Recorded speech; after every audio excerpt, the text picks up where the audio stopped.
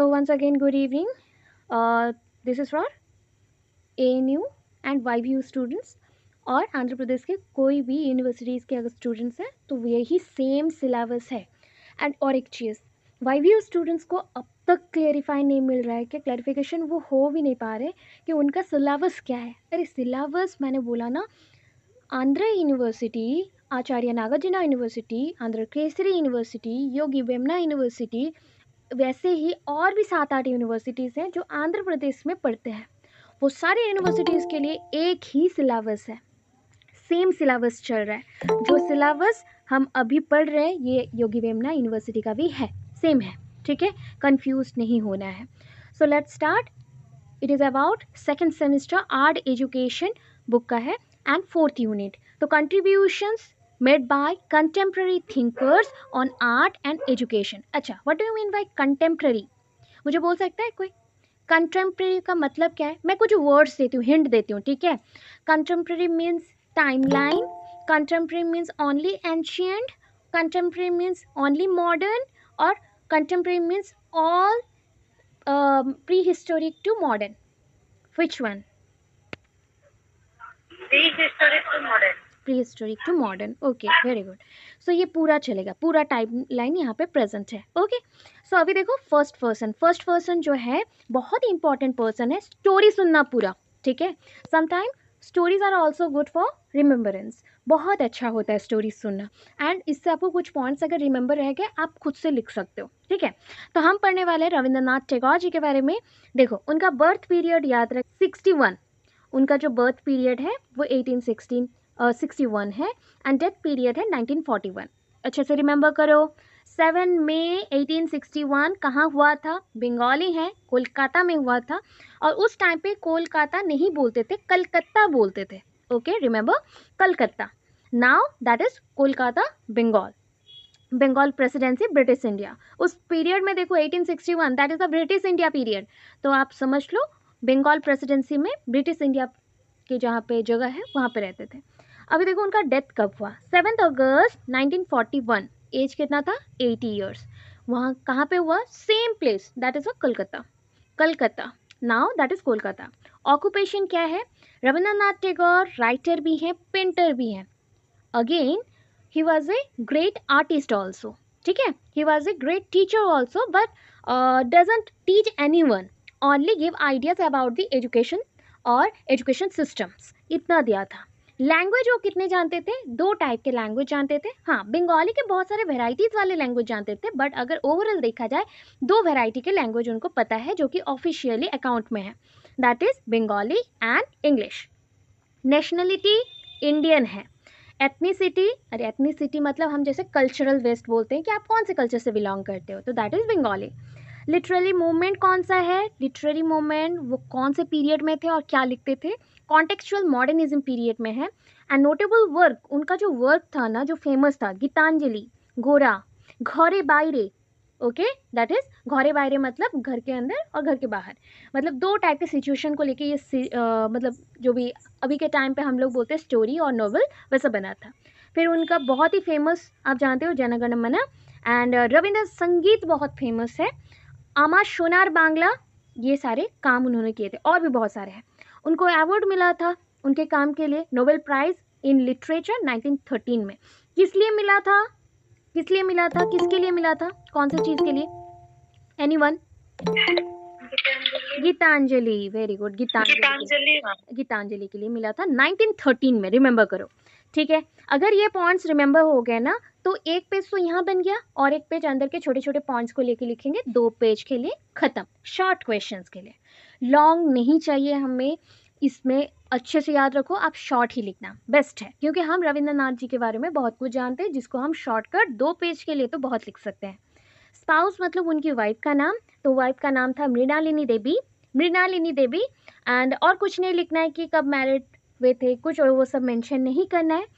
Children, 5 children, 2 of home died in childhood. ठीक है, तो पेरेंट्स कौन थे? देखो देवेंद्रनाथ टैगोर, जिसको टैगोर मतलब ठाकुर को टैगोर बोला गया, एंड उनकी मदर का नाम था शारदा देवी. तो एक कोट्स उन्होंने दिया था, जैसे हम लोग कोटेशंस देते हैं ना, तो बस बहुत सारे कोट्स हैं बट हम एक लाइन का याद रखेंगे। अरे सुनो, एग्जाम में हमेशा ना पैराग्राफ राइटिंग मत करना, that is not necessary. Okay, you want your literature point of view is very attractive, or when examiner check this, he feel just like amazing, writing is amazing, writes every point neat and clean, and every point is very clear and creative also. So when you try to creative something, so you have to give some quotations in contemporary point of view. तो contemporary point of view में ये सब लिखना पड़ता है, ठीक है। तो एक लाइन मैं अच्छे से समझा रही हूँ, अगर लिख ना पाओ स्किप करना, अगर याद रह रहा है तो रखना। क्या है? I slept and dream that life a joy. मैं सोया और सपने में देखा कि लाइफ क्या है, जिंदगी क्या है, बहुत ही अच्छा चीज़ है, हम खुश रहते हैं, अमेज रहते हैं, जॉयफुल है।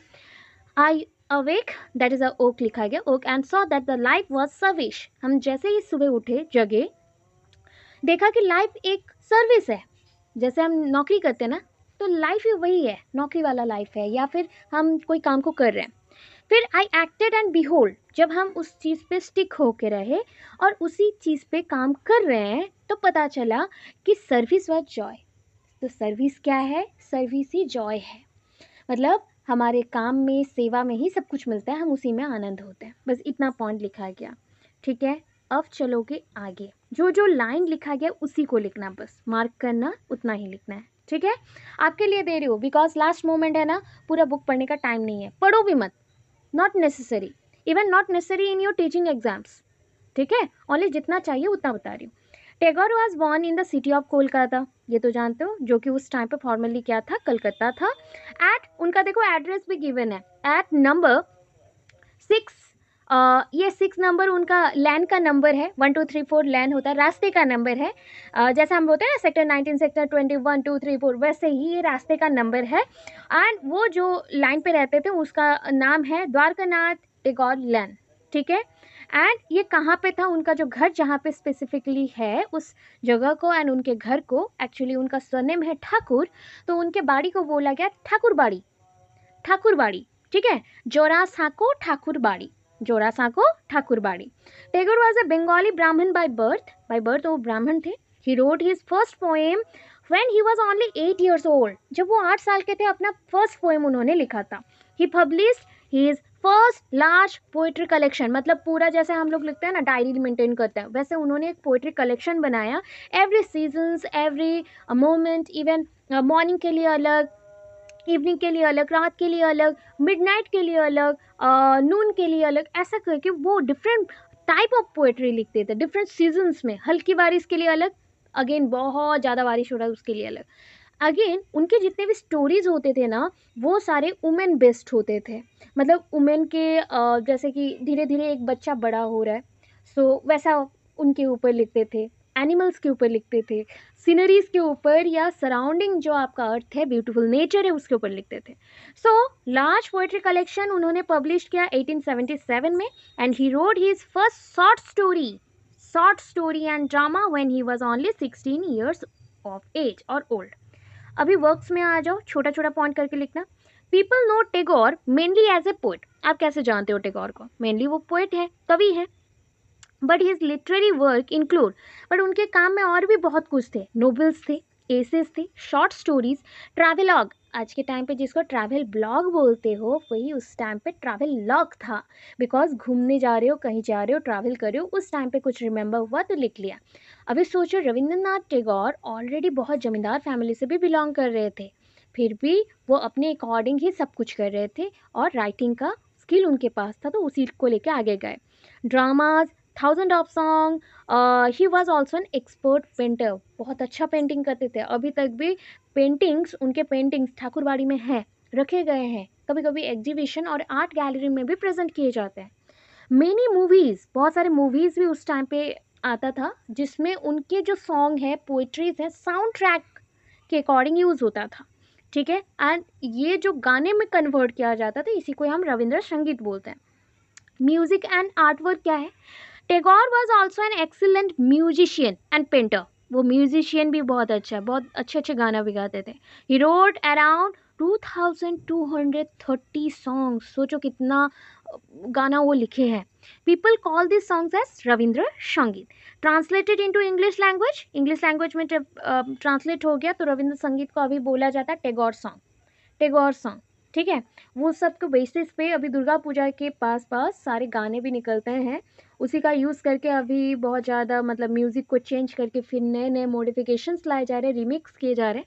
अब देखो paintings eight 60 not 16, 60. Tagore took up drawing and painting and successful exhibition of his many works. मतलब अपने उम्र के 60 साल में जब कोई वो पोएम लिख नहीं पाते थे, कुछ राइटिंग में प्रॉपर नहीं होता, तो उन्होंने पेंटिंग को ज़्यादा ध्यान दिया, ड्राइंग एंड पेंटिंग पे ज़्यादा ध्यान दिया एंड वो सक्सेसफुल भी रहे एंड बहुत सारे एग्जीबिशन भी करवाए. ठीक है, एंड ये सब मतलब पेरिस जो आर्ट गैलरी एग्जीबिशन हुआ था वहाँ पे उन्होंने दिया था.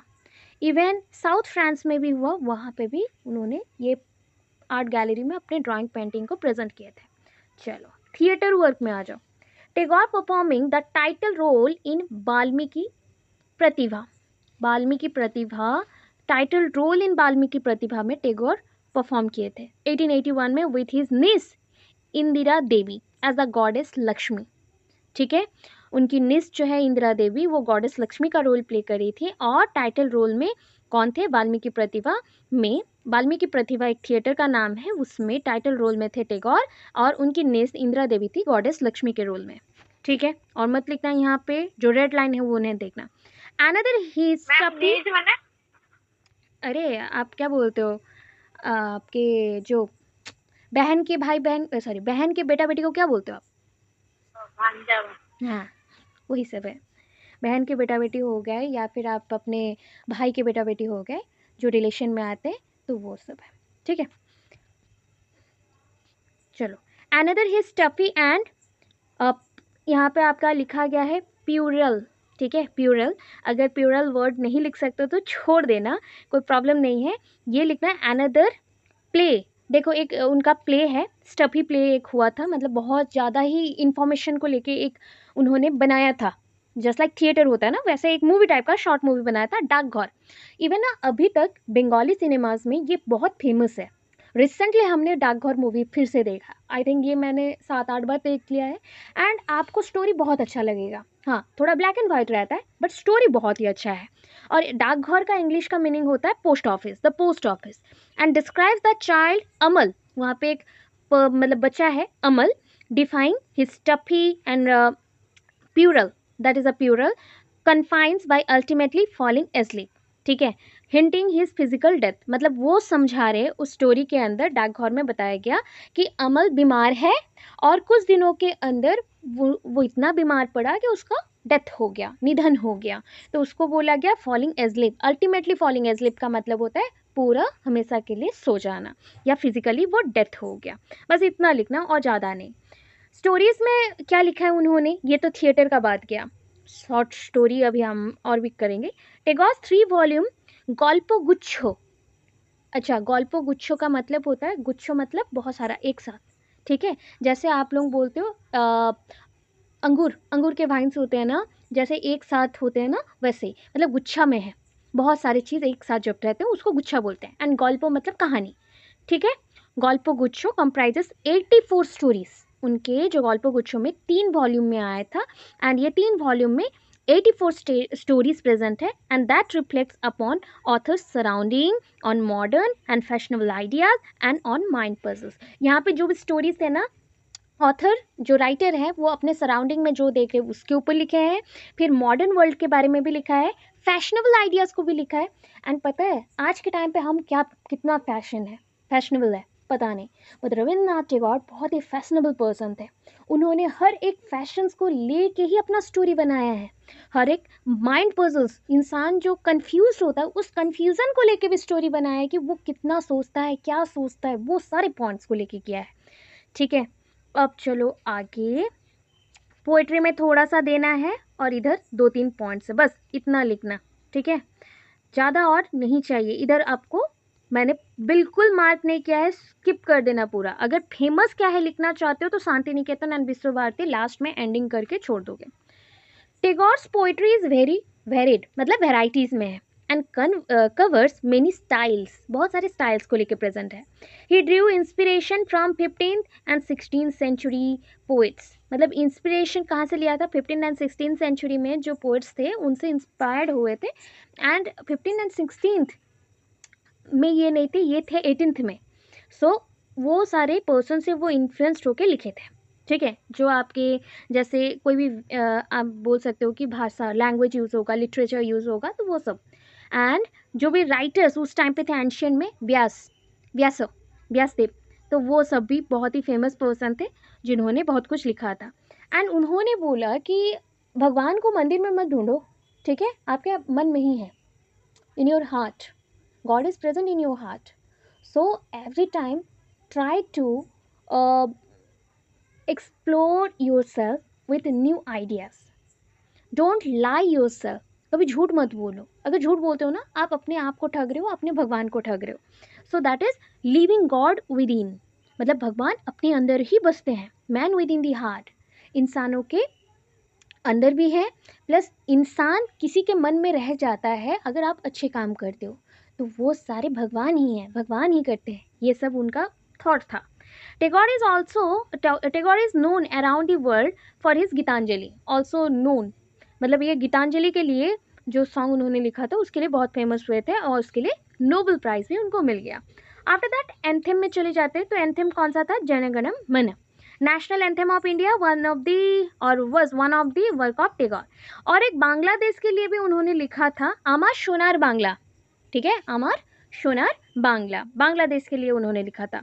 इवन वो श्रीलंका के लिए भी लिखे थे. श्रीलंका में था, that is the national anthem of Sri Lanka and Bengali version of which was written by Rabindranath Tagore. ठीक है, ये उनका मेंशन हो गया. अगर एजुकेशनल पॉइंट ऑफ व्यू से लिखना है तो बस इतना लिखना, Shanti Niketan and Vishwa Bharati is famous for traditional style of education by Rabindranath Tagore. इतना लिखना और कुछ नहीं लिखना. ठीक है, क्योंकि यही जो पोर्शन अभी बताया गया ये 3 पेज से अबव हो जाएगा और नहीं लिखना.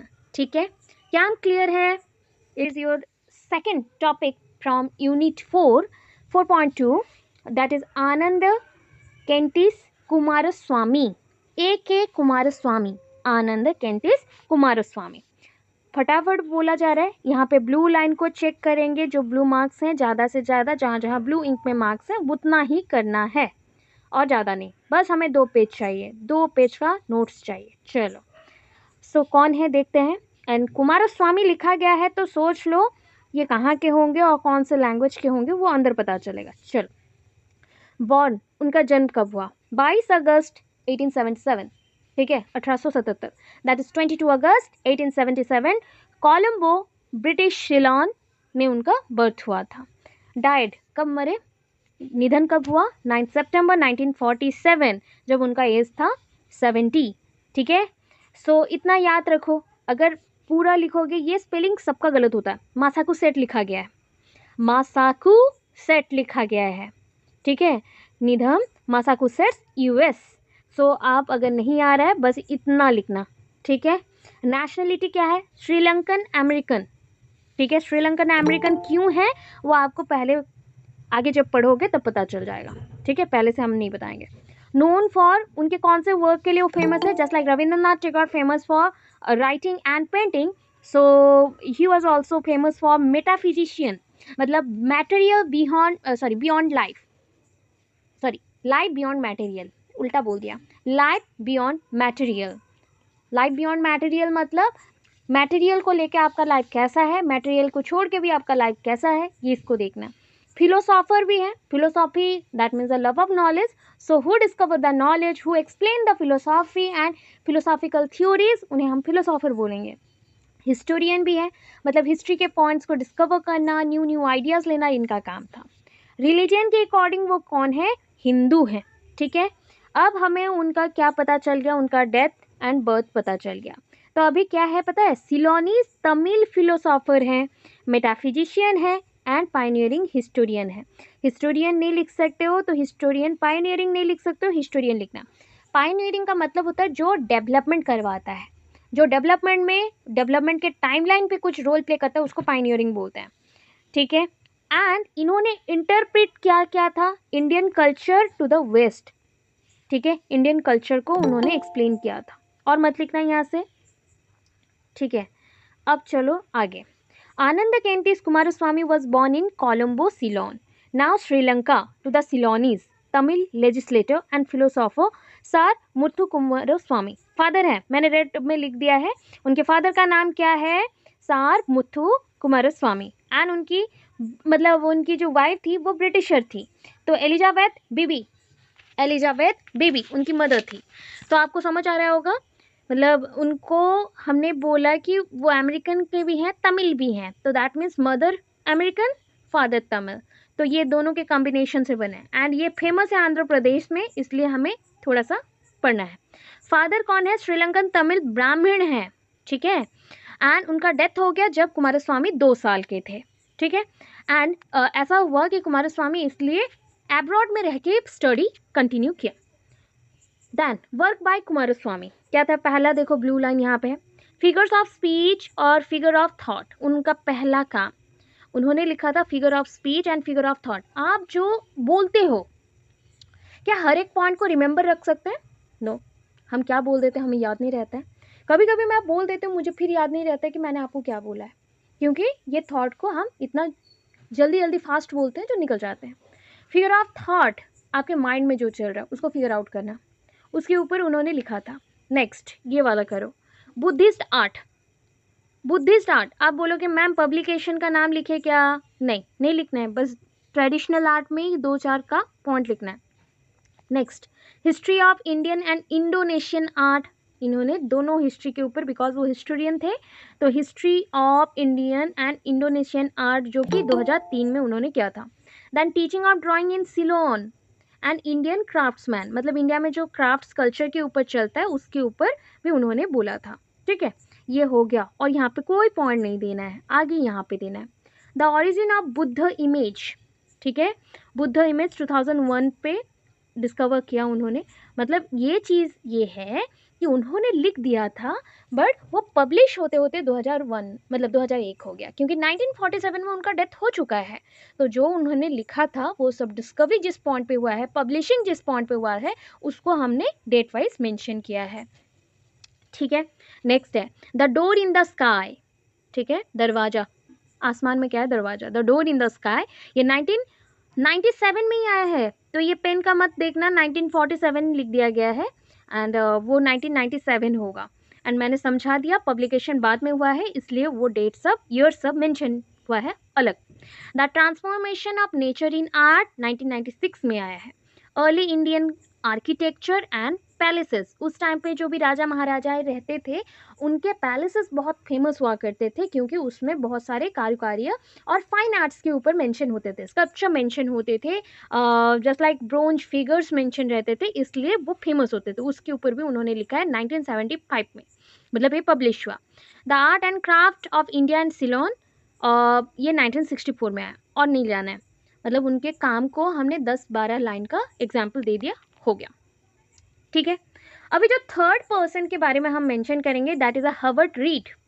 हर्बर्ट रीड, प्रोनाउंसिएशन में हर्बर्ट होगा, बट लिखने टाइम पे हर्बर्ट रीड, हर्बर्ट रीड। सो हर्बर्ट रीड का बर्थ हुआ था 1893 में, 4 दिसंबर 1893। आपको अगर लिखना है तो आप ऐसे भी लिख सकते हो, जैसे हम स्टार्टिंग में रविंद्रनाथ टैगोर जी का पढ़ा था, उस पॉइंट पे ऐसा इस पॉइंट पे लिखोगे तो और इजी लगेगा, और सिंगल लाइन में हो जाएगा, ठीक है। मैं वैसे ही बोलते जा रही हूँ आपको, जैसे यहाँ पे नीचे गिवन भी है, देखो बॉर्न लिखा गया, आप बर्थ भी लिख सकते हो। December 4, 1893, कहाँ पे हुआ था? Muscoates, United Kingdom, Muscoates United Kingdom. And उनका डेथ कब हुआ? June 12, 1968, ठीक है। Stonegrave, United Kingdom, Muscoates United Kingdom में उनका बर्थ हुआ था, यूनाइटेड किंगडम स्टोन ग्रेव में उनका डेथ हुआ है। स्पाउस मतलब उनकी वाइफ का नाम है एविलिन रीड, एविलिन रीड। और यहाँ पे क्वेश्चन मार्क का एम का मतलब है मैरिड, क्वेश्चन मार्क का मतलब है कब मैरिड, मतलब मैरिज क्या था उनको पता नहीं है, कौन सा ईयर में क्या था, डेथ में क्या था पता नहीं है, बट कब तक थे एक साथ, मतलब 1933 तक एक साथ थे, ठीक है। मे बी उसके बाद हो सकता है कि एवलिन रीड ने डाइवोर्स ले लिया हो या फिर उनका डेथ हो गया हो, इसलिए 1933 लास्ट लिखा गया है। चिल्ड्रन कौन है, उनके बच्चे का नाम है, एक ही लड़का है, that is John read. John read. यहाँ पे कोटेशन एक लिखना, जैसा कोटेशन वहां पे दिया था, सारा नहीं देना है, एक या दो दोगे। The slave may be happy but happiness is not enough. The slave may be happy but happiness is not enough. अच्छा, किस टाइप का खुशी आप चाहते हो? आप कहीं पे नौकर हैं, क्या हम नौकर हैं तो काम करने के बाद कभी कभी हैप्पी हो जाते हैं, बट मन से कभी हैप्पी नहीं हो सकते जब तक हम नौकर हैं। कहीं पर अगर गवर्नमेंट जॉब भी कर लो ना, फिर भी हम हैप्पी नहीं रहेंगे, बिकॉज एवरी टाइम वो बड़ों का मानना है, जो भी हायर अथॉरिटी रहेगा उसका मानना रहेगा, कभी आपको प्रॉब्लम होता रहेगा फिर भी आप फोर्सफुली वर्क पे जाओगे। तो ये सब चीज़ों के लिए ये लाइन लिखा गया, the slave may be happy but happiness is not enough. ठीक है, आगे चलो। अर्ली लाइफ में वो क्या थे, कौन थे, हम देखते हैं। अभी ब्लू लाइन्स को चेक करते चलना। The son of a farmer, Read was born at Muscoates near Nunnington, देखो नाम देखो कितना अच्छा अच्छा रहा है, नूनिंग टॉन। अभी इतना रिमेंबर नहीं करना, उनका बर्थ हुआ था मुस्कॉट्स यूनाइटेड किंगडम एंड डेथ हुआ था दैट इज स्टोनग्रेव यूनाइटेड किंगडम, बस उतना याद रखना, enough. He studies at the University of Leeds were interrupted by the outbreak of the First World War। मतलब वो वहाँ पे पढ़ रहे थे, बट उस टाइम पे फर्स्ट वर्ल्ड वॉर हो गया, जिसके वजह से उनका पढ़ाई वहाँ पे रुक गया। ठीक है, दैन वो चले गए कहाँ पे, during which he served with the green Harvard in France.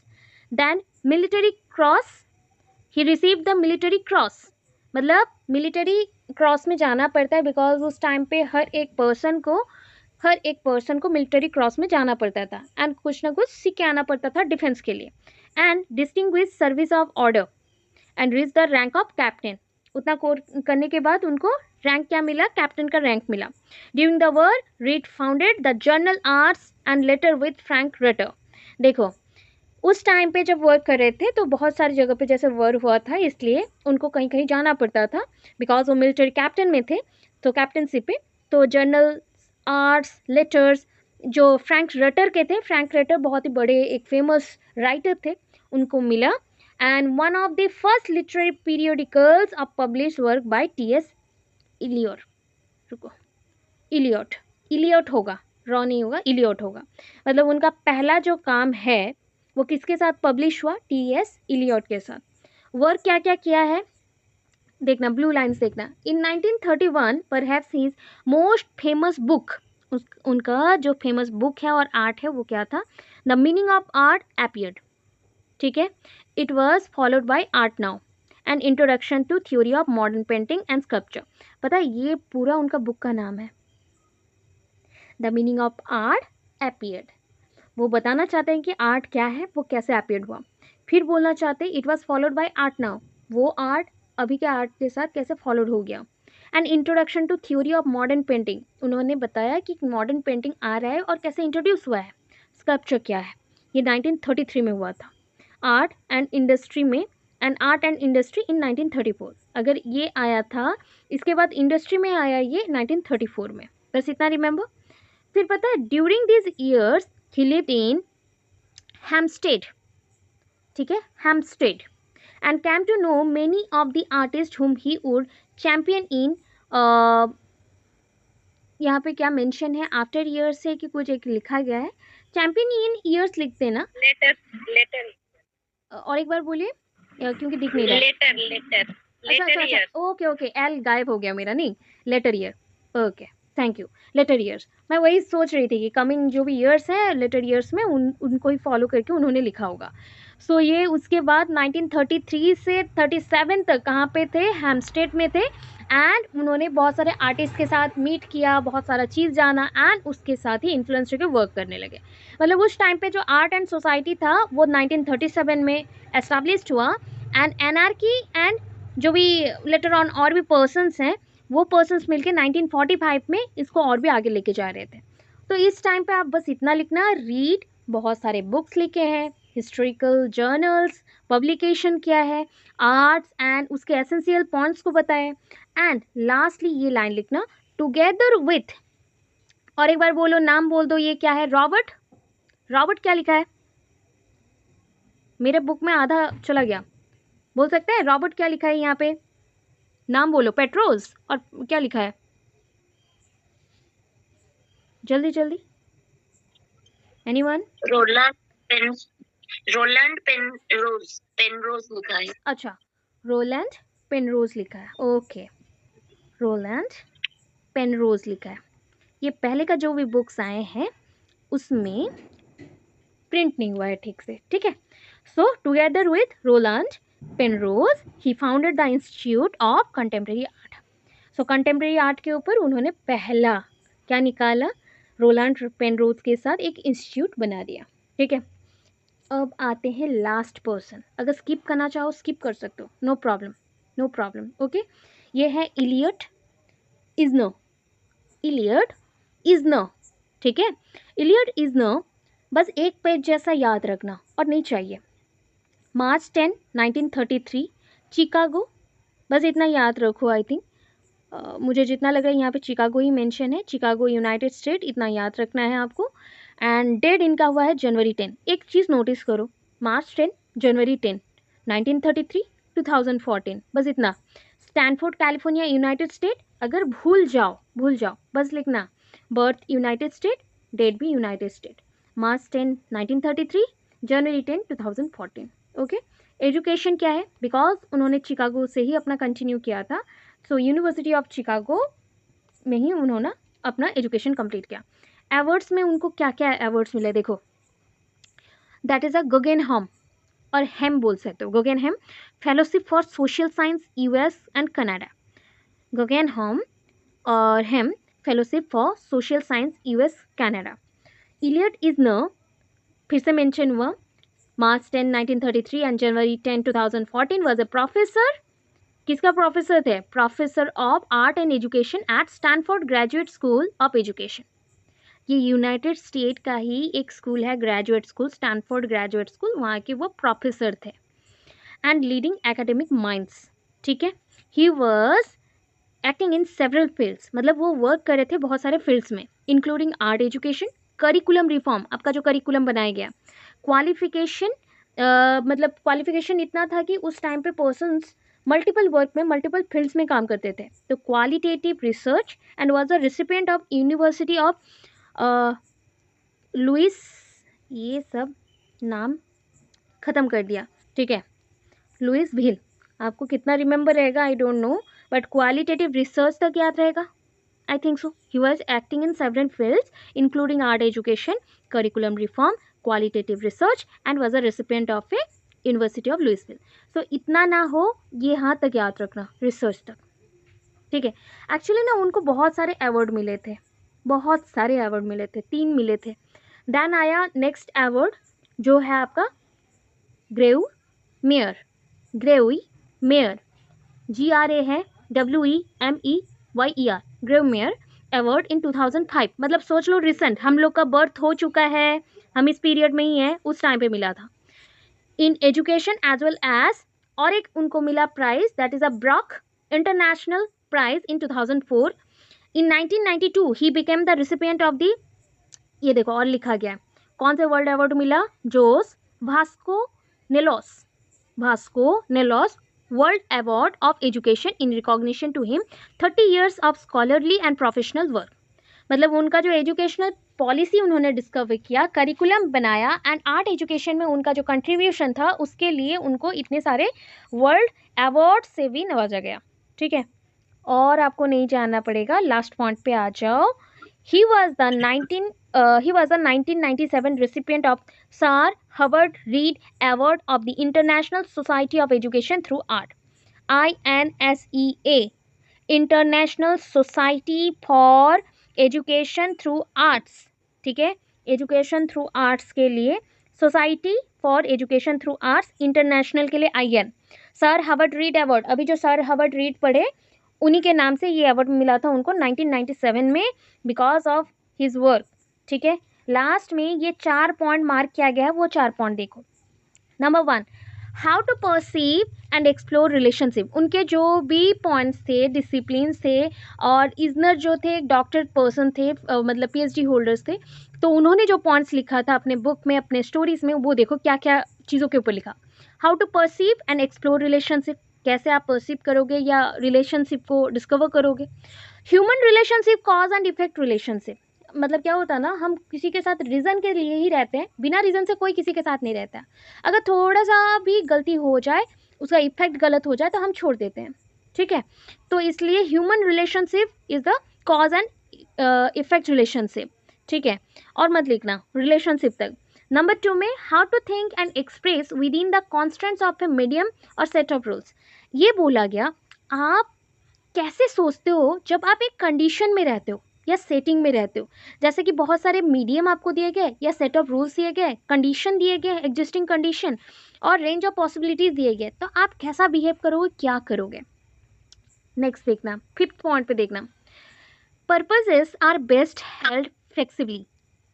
Purposes are best held flexibly. अच्छा, आपको अगर कभी किसी पर्पस के लिए काम करने को मिले ना तो बहुत अच्छा लगता है, क्यों बोलो, हम अपना फ्लेक्सिबिलिटी दिखाते हैं, क्रिएटिविटी दिखाते हैं, पर्पस है, अपॉर्चुनिटी मिलेगा नए नए चीज़ों को सीखने का, अपने जितना भी बेस्ट क्रिएटिविटी है, एसेंस है, वहाँ पर छोड़ते हैं, फ्लेक्सिबली काम करते हैं, प्रॉब्लम को सॉल्व करते हैं। Last point, not all we know can take the form of language. Intelligence, awareness, understanding are cultivated by developing the ability to think in images and symbols. पता है, हर एक चीज़ को आप लैंग्वेज से नहीं बता सकते, जैसे कि आपका दिमाग में क्या चल रहा है, अंडरस्टैंडिंग पॉइंट को कितना समझ रहे हो, इंटेलिजेंस कितना है, या आप कैसे सोचने का कैपेसिटी बिल्ड कर दो, ये सब आप लिख के नहीं बता सकते हो या लैंग्वेज में बता नहीं सकते। उसके लिए हमें इमेजेस एंड सिम्बल्स का यूज़ करना पड़ता है। इतना है। क्या हम unit 5 first topic, craft in art and art and craft. जो लिखने बोलूँ अच्छे से सुनना, देन ही करना, ठीक है। अगर कोई किसी को आपको बैक नहीं लगाना है, प्रॉब्लम नहीं क्रिएट करना है, तो अच्छे से सुन के चलो, उसी पॉइंट्स में करना, आपको अच्छे मार्क्स आएंगे, ठीक है। तो देखो पहला क्या हमने बताया, कुछ ज़्यादा नहीं लिखना है, कंपैरिजन चार्ट से स्टार्ट करेंगे। देखो अपना लिखने का स्टाइल, एक चीज़ नोटिस किया, सेकेंड सेमेस्टर में हमने बहुत मॉडिफाई किया है, कम टाइम मिला पर हमने अपना लिखने का स्टाइल बहुत कुछ चेंज किया। सो वो स्टार्टिंग पीरियड था, इसलिए आपको इतना मॉडिफिकेशन नहीं दिया गया, ठीक है। अब मॉडिफिकेशन दिया जा रहा है बिकॉज आप में से कुछ बच्चे हैं जिनका लिखने में प्रॉब्लम हो रहा है, कंसेप्ट छोड़ के आ रहे हो या फिर मार्क्स कम मिलेगा, तो हमें छोड़ना नहीं है उस बेसिस के लिए, ठीक है। तो फर्स्ट पॉइंट, मीनिंग क्या है, basis for comparison, art and craft. First, an unstructured boundless form of work that expresses emotions, feelings and vision is called art. 1 minute. So art and craft में क्या आता है, तो हमें ना कैसा लिखना है, आर्ट एंड क्राफ्ट है, क्राफ्ट इन आर्ट है, तो हम कंपैरिजन से स्टार्ट करेंगे।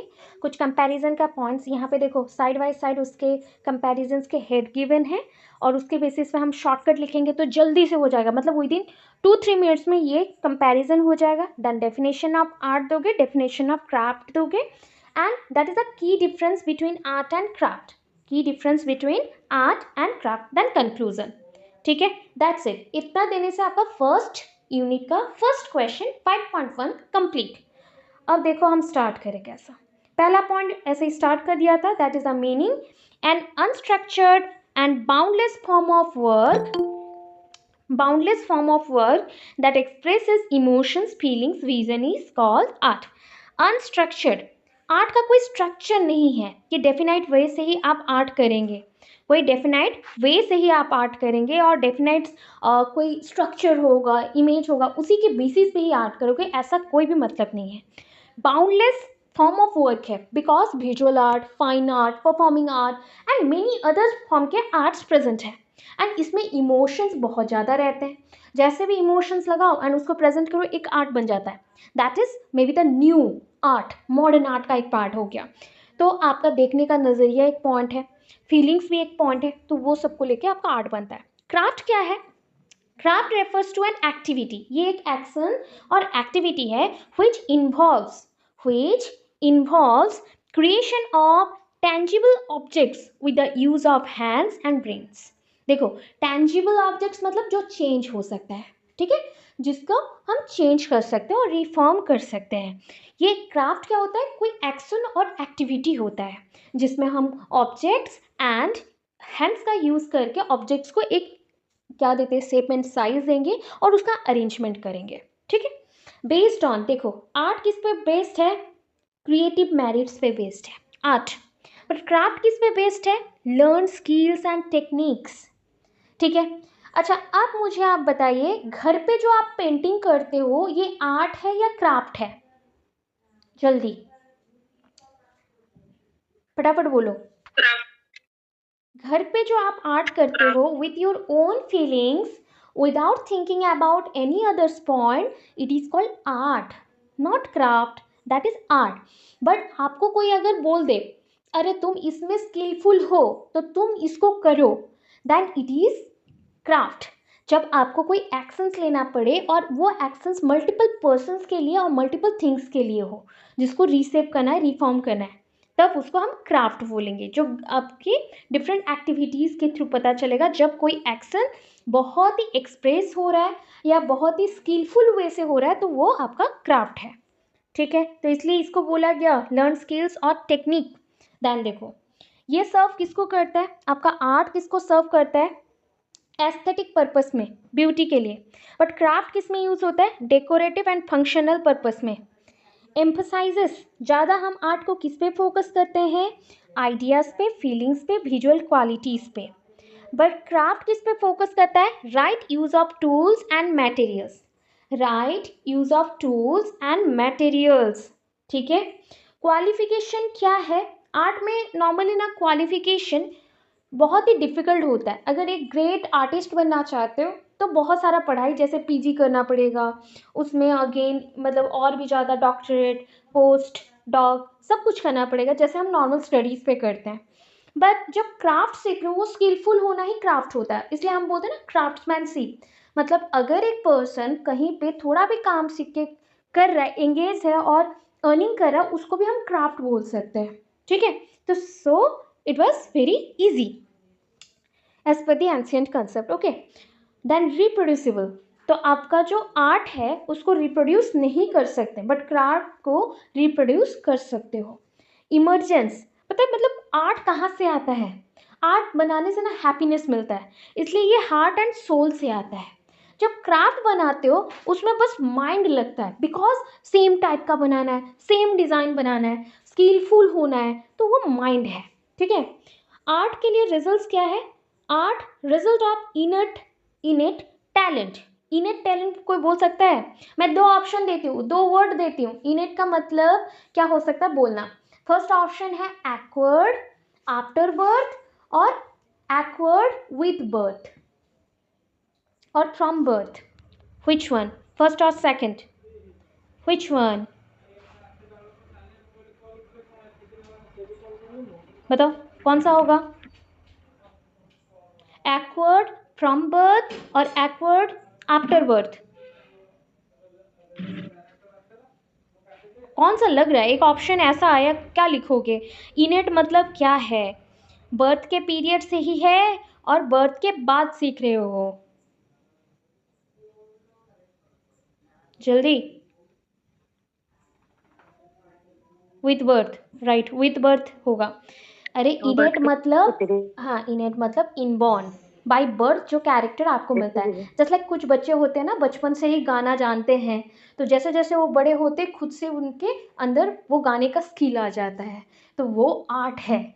जब उसको बाद में सीखा जाए, ठीक है, कहीं पे जाके सीखना पड़े, तो उसको हम क्राफ्ट बोलेंगे। ठीक है, उसको हम क्राफ्ट बोलेंगे, स्किल एंड एक्सपीरियंस जहाँ पे मिले। चलो, definition of art, we define the term art is an expression and application of imagination. Okay please बंद कर दो, my voice is clear but someone's mic is on, please mute up your mic. Okay,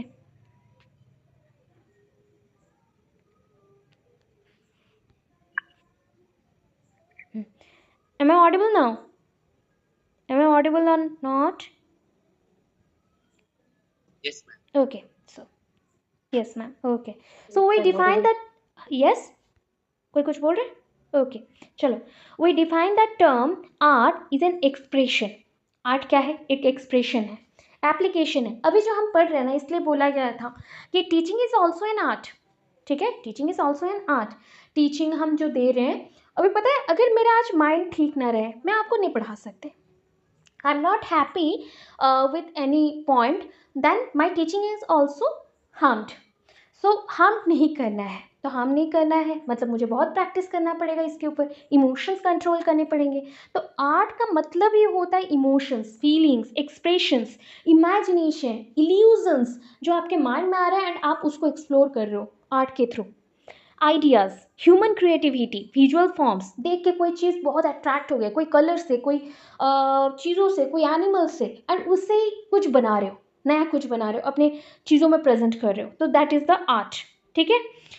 aesthetic points पे, मतलब उसका aesthetic मतलब beauty points होना चाहिए and emotional values होने चाहिए. ये इंक्लूड क्या करता है? Include painting, sculpture, drawing, photography, architecture etcetera. It is an open ended unstructured form of work. Unstructured है, इसको आप डिज़ाइन और सजा नहीं सकते, अरेंज नहीं कर सकते हो. सेकेंड पॉइंट ये बोला गया, ये रिप्रोड्यूसिबल बिल्कुल नहीं है. जस्ट लाइक मोनालिसा, क्या मोनालिसा पेंटिंग सेकंड टाइम कोई बना पाया exactly same without any error? Not possible, not possible. Every time देखना, आप अगर एक ढांचे में भी डालते हो ना, तब भी कोई पर्सन सेम नहीं हो सकता. Nearly we are 95%, 99%, 99.9% same, but 0.1% is also, ये बिग डिफरेंस. ओके, सो ये हो सकता है. So made by Leonardo da Vinci is a great example of it. समझ आ गया होगा. ये piece of art has an intended meaning that provokes a person's feeling. अभी देखो, एक कोई भी छोटा पीस ऑफ आर्ट ना एक पर्सन को मोटिवेट कर सकता है. कोई एक पर्सन का ब्यूटी किसी और पर्सन को इतना मोटिवेट कर सकता है कि वो राइटिंग स्किल में आ जाए, या कुछ ड्राइंग बना ले, आर्ट बना ले, बहुत कुछ हो सकता है. तो ये पॉइंट्स हैं. ठीक है, मतलब आप सोच लो, आर्ट्स का कोई लिमिट नहीं है, दैट इज द लिमिटलेस. मतलब एजुकेशन जैसा ना लिमिटलेस है, आर्ट भी एक एजुकेशन ही है, वो भी लिमिटलेस है. इसको कभी एंड नहीं कर सकते, इसको कभी भी हम स्टॉप नहीं कर सकते. ठीक है. Definition of craft. The term craft implies an activity involves skill and experience. समझ आ गया होगा. जस्ट लाइक हैंडमेड चीज़ें बना रहे हैं, हैंड का यूज़ कर रहे हो कोई चीज़ों को प्रोड्यूस करने के लिए. Just like now it is very famous Banarasi designs और साड़ीज़ और any type of homemade designs. जैसे कि घर पे लड़कियां बैठी है तो वो काम करना स्टार्ट करिए विद एम्ब्रॉयडरी और थ्रेड्स, उलन्स, तो बहुत सारा स्टार्ट हो गया.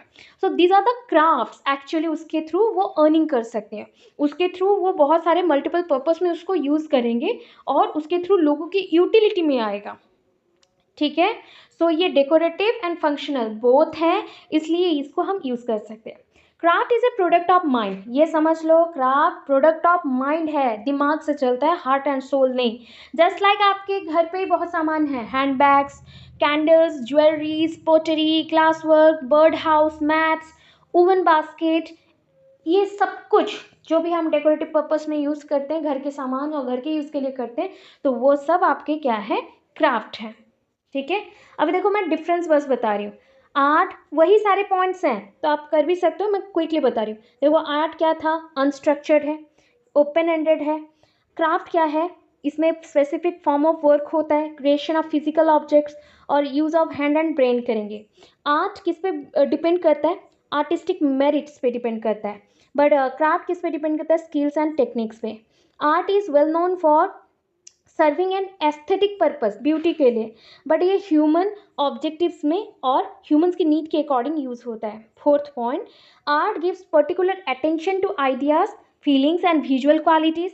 Conversely, craft gives stress on the right use of tools and materials. सोच लो, आर्ट आपको इमेंस प्लीजर देता है, हैप्पी हैप्पी रहने के लिए, बट क्राफ्ट्स बोलता है कि उसको परफेक्टली यूज़ करो, अपने काम पे लगाओ, टेक्निक्स के साथ यूज़ करो. That is the craft.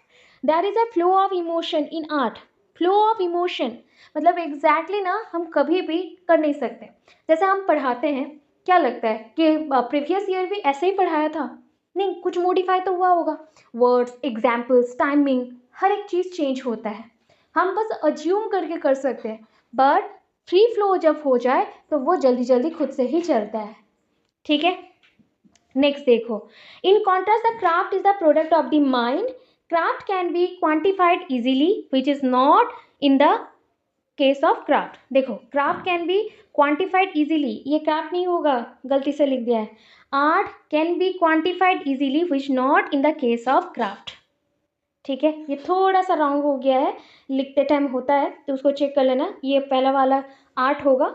ठीक है, 6 नंबर पे। 7th में the duplicity of art forms is not possible, मतलब एक आर्ट बनाए ना सेकंड टाइम एग्जैक्टली तुम नहीं बना सकते, ऐसा पॉइंट है। बट क्राफ्ट को चाहो तो इजीली कॉपी कर सकते हैं, जो कॉपी होता है वो क्राफ्ट है, आर्ट नहीं। ठीक है, हम जो भी देखते हैं अगर वैसे ही गाने को ट्राई करते हैं, जैसे होता है ना म्यूजिशियंस गाते हैं, हाँ म्यूजिक इंडस्ट्री में ये होता ही है, म्यूजिशियन गाते हैं, अभी जो सिंगर गा रहा है सपोज सोचो वो पूरा अपना गले का टोन चेंज करके अगर गाना गाता है सेम उसी पर्सन के जैसे, तो वो क्राफ्ट कर रहा है। अगर अपना क्रिएटिविटी दिखा के इमोशंस के साथ गा रहा है तो वो आर्ट है। ठीक है, art is the consequences of an individual's innate ability, ये इनेट एबिलिटी पे चलता है। क्राफ्ट किसका रिजल्ट है, एबिलिटी एंड एक्सपीरियंस का। कंक्लूजन में वही पॉइंट्स को लेके बताया गया है, एंड कंक्लूजन में ऑलरेडी आपको पहले भी दे चुकी इंपॉर्टेंस के बेसिस पे दोनों का यूज करके। To sum up this article we can say that art is something that express emotion और imagination, the craft has a tangible form like moulding और कर्विंग। ठीक है, खुदाई का काम हो गया, ढांचे में ढालना हो गया, ये सब। It is a creation of goods of a utilitarian nature to serve a human purpose. ठीक है, ये ह्यूमन पर्पस के लिए यूज होता है जो क्राफ्ट है। आर्ट अपील्स टू माइंड, ठीक है, and makes a connection emotionally, मतलब ये दिमाग से ही हम सोचते हैं पहले कि हमें क्या इमोशंस के थ्रू वर्क करना है और उसके बाद हम आर्ट बनाते हैं। बट क्राफ्ट ओनली लोगों को अट्रैक्ट करता है और उसके थ्रू हम अपने एबिलिटी के अकॉर्डिंग, एक्सपीरियंस के अकॉर्डिंग बनाते हैं चीज़ों को। ये लास्ट क्वेश्चन का है।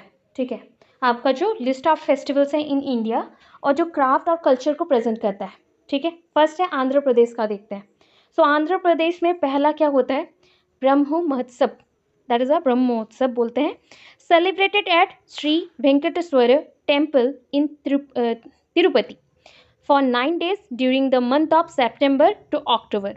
ठीक है, छोटा छोटा पॉइंट देंगे, 2-2 लाइन देंगे, ज़्यादा नहीं, 2-2 लाइन बस दिया जाएगा आपको, उतना रिमेंबर करना। और बाकी जो रहा दशहरा, गणेश चतुर्थी, राखी, ये सब जो भी दिया जा रहा है उसको अपने अकॉर्डिंग भी आप जानते हो उसमें क्या क्या करते हो। ठीक है, 2-4 लाइन लिख सकते हो।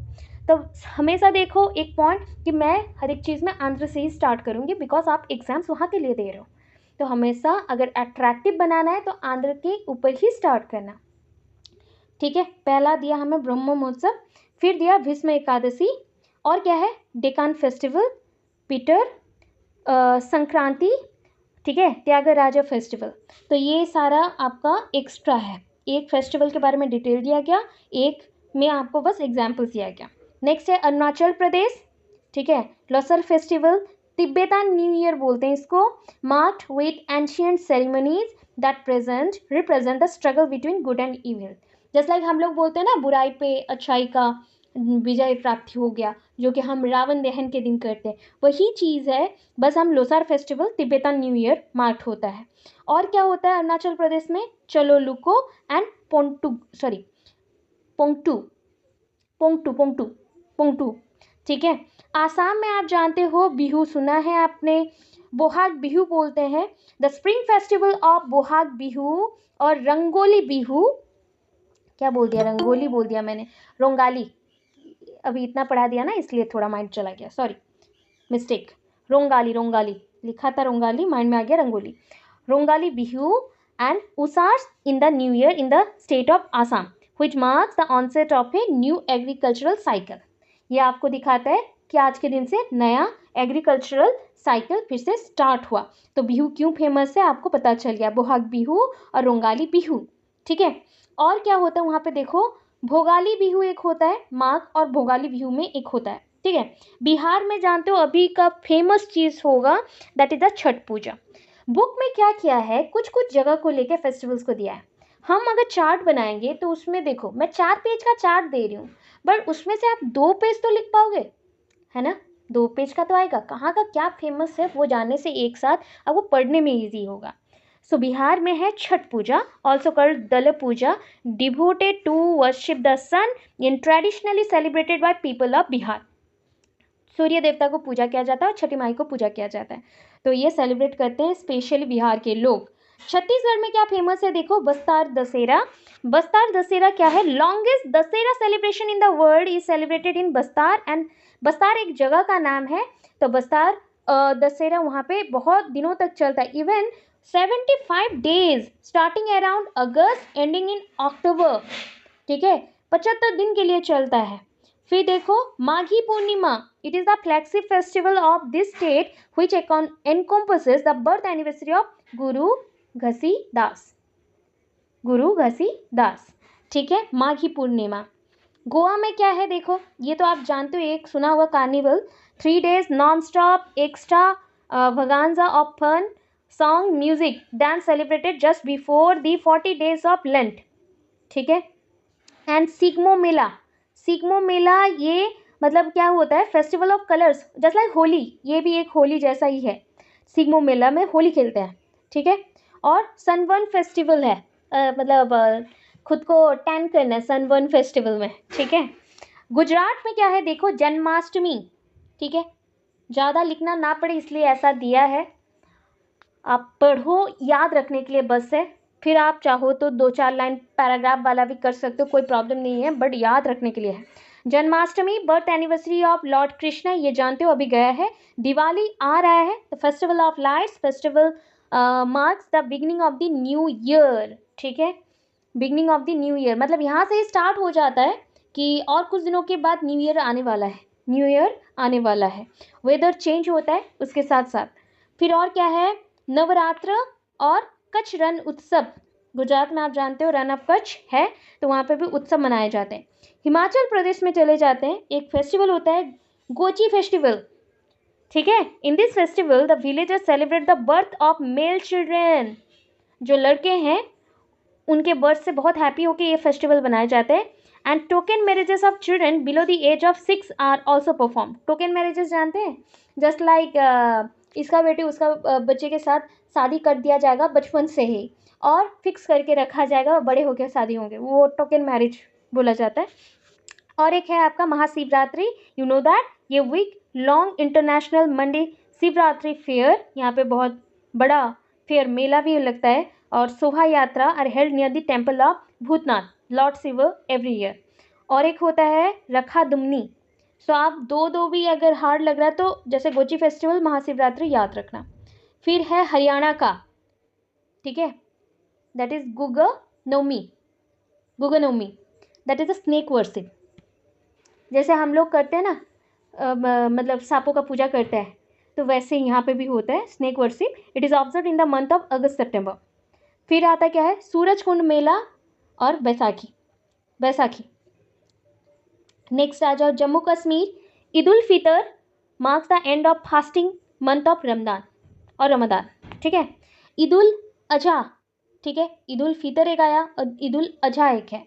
मोर प्रोमिनेंट फॉर दी कुर्बानी sacrifice, people sacrifice goats, sheep and some even camels. ठीक है, बहु मेला, it is a biannual festival held at the Kali temple in Bahu Fort and it is celebrated twice a year.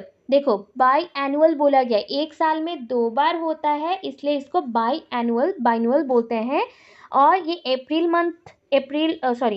मार्च अप्रैल में एक बार होता है, सितंबर अक्टूबर मतलब इस पीरियड में अभी एक बार होगा, दैट इज कॉल्ड बहु मेला।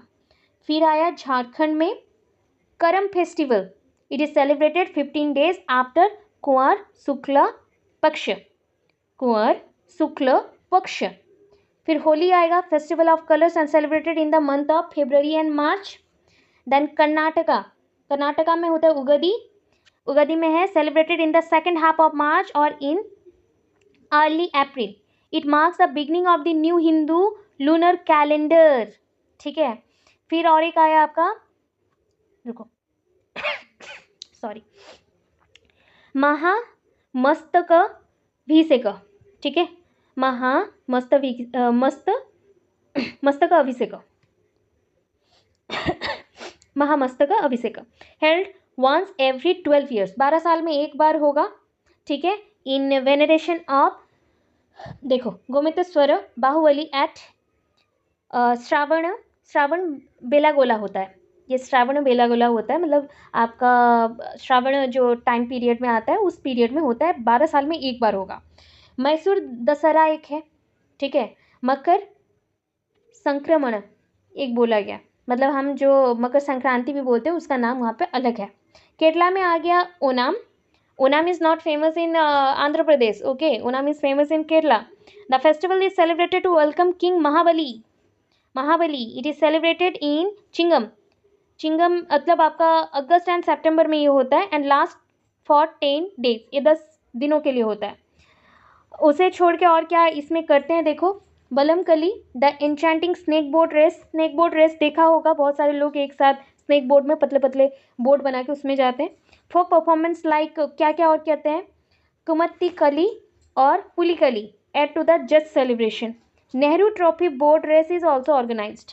और क्या है, विष्णु एक है, सॉरी विशु एक है एंड पूरम एक है। मध्य प्रदेश में क्या होता है, Lokrang festival, most iconic dance festival of Madhya Pradesh which signifying और signifies the existing legacy of its dance. Lokrang festival and Diwali, Khajuraho dance festival, ये सब मध्य प्रदेश का फेमस है। मेघालय में क्या है, नोंगक्रेम डांस फेस्टिवल 5 डेज के लिए होता है, रिलीजियस फेस्टिवल्स है डांस के ऊपर। गॉडेस मतलब टू अपीजिंग द गॉडेस का मतलब हम बोल सकते हैं इसको, देखो गॉडेस का नाम भी है, गॉडेस का ब्लेई, ठीक है। सिंसार for a rich bumper harvest and prosperity of the people, मतलब हर एक स्टेट में उनका जैसे हार्वेस्टिंग अच्छा हो इसलिए पूजा पाठ किया जाता है, एक एक नाम अलग अलग है। फिर आता है खसीस। खसीस एक डांस फेस्टिवल है। महाराष्ट्र में और क्या है, Ganesh Chaturthi is very famous. Gudi पर्व होता है, नागपंचमी है, नवरात्रि भी है।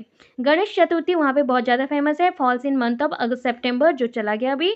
Ganesh images are kept in houses as a divine guest for 5 to 10 days, 5 से 10 दिन के लिए रखा जाता है by people. The image is that taken out ceremoniously, जैसे विसर्जन देते वो, and immersed in the river, see और वेल, इट इज़ कॉल्ड विसर्जन, ठीक है। मणिपुर में आ जाए, मणिपुर में है वाउसेंग। वाउसेंग, तो it is celebrated for 5 days and it commences for the full moon day of Falgun. The main highlight of the festival is the Thabal Chongba dance, ठीक है। मिजोरम में हुआ Chapchar Kut festival. Chapchar Kut festival so marks the clearing and ridding, मतलब ready होना, ridding of hill slopes for jhum and shifting cultivation. मतलब हम लोग जो झूम कल्टिवेशन करते हैं पता है, एक जगह में काट के किया गया, उसके नीचे नीचे कटिंग कर करके शिफ्टिंग कर करके करते हैं, एक जगह में फर्टाइलनेस कम हो जाता है तो दूसरे जगह पे किया जाता है, ये मिजोरम में है। नागालैंड में क्या होता है, Hornbill festival, it is one of the biggest cultural extravaganzas in the north east held every year. Extravaganzas अगर यूज़ नहीं कर सकते हो तो कोई बात नहीं, बिगेस्ट कल्चरल फेस्टिवल लिख देना बस तो हो जाएगा, नॉर्थ ईस्ट में ही होगा। एंड December 1 to 10 जो आने वाला है, it is a festival to protect and revive and promote the richness of Naga heritage and tradition. जो नागा हेरिटेज है उसको बचाने का और ट्रेडिशंस है उसको करने के लिए कहते हैं। और क्या है, सेक्रेन ई, ठीक ही बोला था, सेक्रेनी। सेक्रेनी में क्या होता है, it is celebrated by Angami tribe, एक ट्राइब के अकॉर्डिंग है, ये फेमस ज़्यादा नहीं है इसलिए नाम सुना नहीं है हमने। It is celebrated by the Angami tribe and it is also associated with the celebrating the rich culture of tribe and lasted for many a moon. तो सेक्रेनी मत लिखना, छोड़ देना। रथ यात्रा उड़ीसा का है, रजो पर्व भी लिखना है, अक्षय तृतीया, कोणार्क फेस्टिवल, ये सब फेमस है। रथ यात्रा just like it triggers the construction of the Odia calendar, Odia calendar बनता है। और हम पूजा करते हैं देयर देती, that is Jagannath, who also carries another name दोलो गोविंद, उनका पूजा किया जाता है। मेनली ये सेलिब्रेट होता है, पहले तो पूरी फेमस है, उसके बाद ये पूरे वर्ल्ड में भी फेमस है। रज पर्व, it is the living cultural heritage, agricultural way of life and it is held for 3 days इन जून में ही होता है। उसके बाद पंजाब में आ जाते हैं, लोहरी, बैसाखी। तो लोहरी है, दैट इज़ लोहरी बोलते हैं, it is celebrated on the 13th of जनवरी, जैसे कि मकर संक्रांति से एक दिन पहले करते हैं, और it is dedicated to the sun god. Vaisakhi marks the time of the harvest of rabi crops and traditional folk dances जैसे भंगड़ा, गिद्धा, ये सब किया जाता है मैन वुमेन के थ्रू। एंड ढोल के बीट पे। बंदी छोड़ दिवस एंड गुरु परब ये भी है। राजस्थान में और क्या है, गंगोर फेस्टिवल है जो बहुत फेमस है, उसके छोड़ के Teej, Pushkar fair and Urs at Ajmer. Gangaur में क्या है, it falls a fortnight after Holi and is celebrated for 18 days in honour of goddess Parvati. 18 दिन का पूजा है, 18 दिन गॉडेस पार्वती को, mostly by the women folk of Rajasthan, मतलब जितने भी महिलाएं हैं वो करते हैं इसको, ठीक है। सिक्किम में क्या है, लोसर है एंड सागादेवा है। सो सिक्किम में celebrated on the dawn of the new Tibetan year, वो तिब्बतन ईयर के स्टार्टिंग से करते हैं। और सागादेवा क्या होता है, that is magnificent carnival famous for mask dances, मतलब मास्क लगा के डांस करना, ये फेमस है इसलिए। तमिलनाडु में पोंगल है, ओनाम था केरला, ये है Pongal. 4 days long harvest festival which falls in the month of January February। Bhogi festival, Thai Pongal, Mattu Pongal, ये सब कुछ सेलिब्रेटेड होता है and it is the local Makar Sankranti on the state. Then आया आपका थ्यागा राजा आराधना, जलीकुट्टू, देन पनगुनी उथिराम, ये नाम याद नहीं रहेगा, तो तमिल न्यू ईयर जो है उसके अकॉर्डिंग, और एक होता है पुथानद्दू, ये करते हैं, बट आप बस पोंगल लिखना हो जाएगा। तेलंगाना में है Bonalu, the word Bonalu came from the Bhojanalu which offer to the goddess during festival time, Bhojanalu. And और एक आता है बोथुकम्मा, बोथुकम्मा आपके बुक में भी है। It involves a worship of goddess Gauri and consequent celebration, जैसे दुर्गा पूजा है वैसे ही बोथुकम्मा पूजा किया जाता है।